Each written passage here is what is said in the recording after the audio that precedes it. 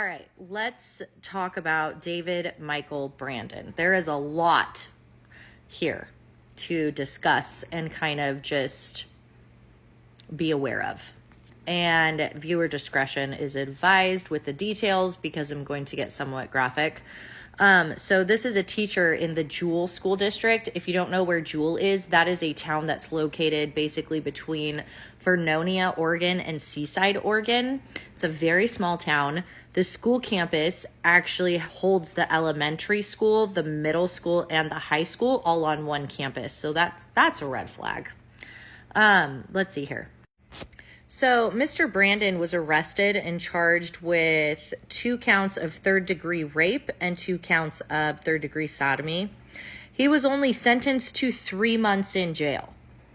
Okay, now as we go through these articles, you're going to see that this lawsuit that he has mentions that he raped this girl over 100 times, numerous times, and he only got 3 months in jail.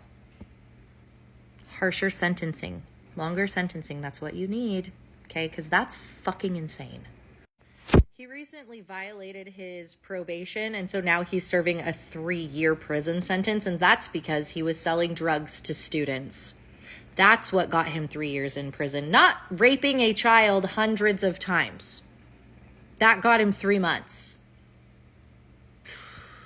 There's currently a lawsuit going on, I believe, where in the suit, if you read up at the top, it says Brandon spent substantial time alone with the girl, gave her rides to and from campus in his car. They exchanged personal notes, text messages, and gifts with her at school and had daily one-on-one lunches with her in his classroom.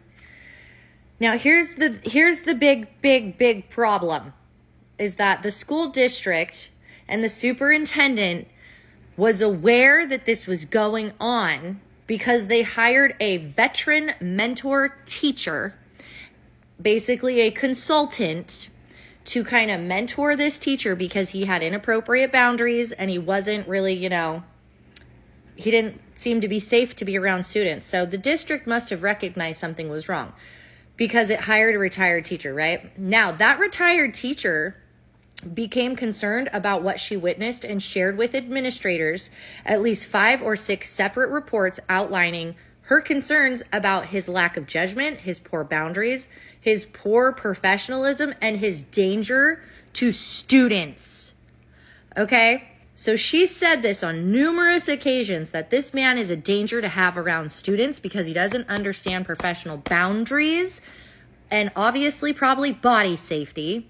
He was having sex with a student inside the classroom during school hours. He was doing this in his truck, in his house. And this started when this young lady was 14 years old, just a little girl.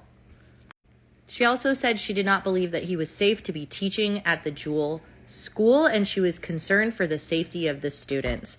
Now, this was back in 2014 to 2015 to 2016 because she was a mentor to him, it says in the article, from 2014 to 2017.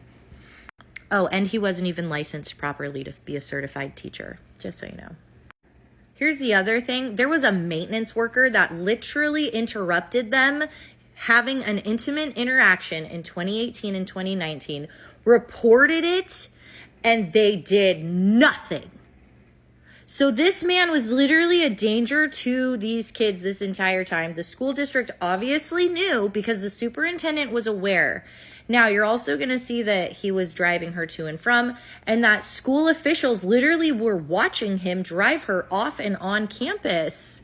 Students had gone to other teachers saying, hey, this is inappropriate. I feel uncomfortable. This student is obviously engaging in a relationship with this teacher. Like, are you kidding me? Now, let me tell you what. Here's the other kicker, and this is where you need to pay attention.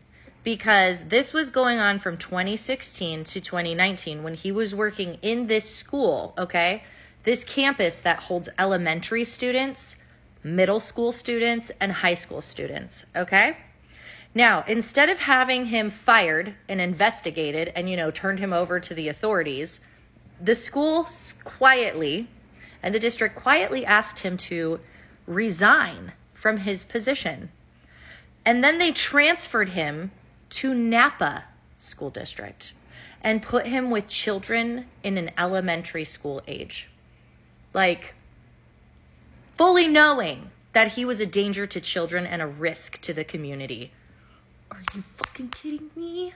Like, what are we doing? Why do we even send our kids to school? What are you teaching them? Lack of boundaries? You're sure shit not teaching them body safety. You're not teaching these kids how to keep themselves safe. You're not teaching them what a predator is. You're not teaching them the warning signs. You're not teaching them about grooming. You're not teaching them about child abuse.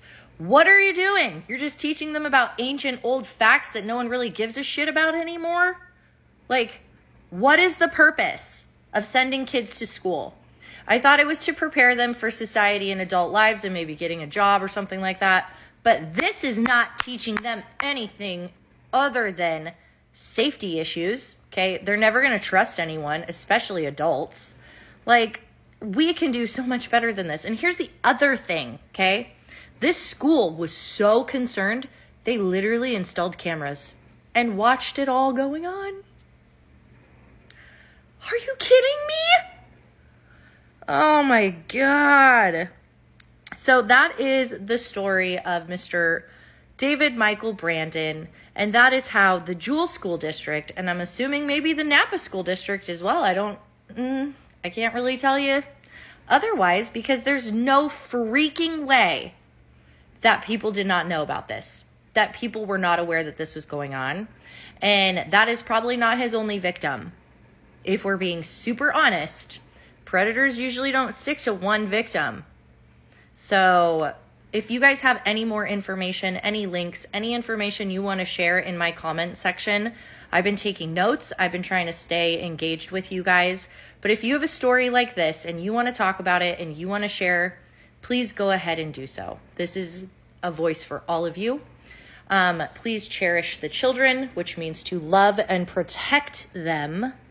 And it's time to start standing up and using our voices. This is too much pressure for all these kids. This is why we have so much childhood trauma. This is why we have adolescent suicide rates going up higher and higher and higher at younger ages, because they are not feeling safe. I wouldn't feel safe in this as a child. Like, are you freaking kidding me?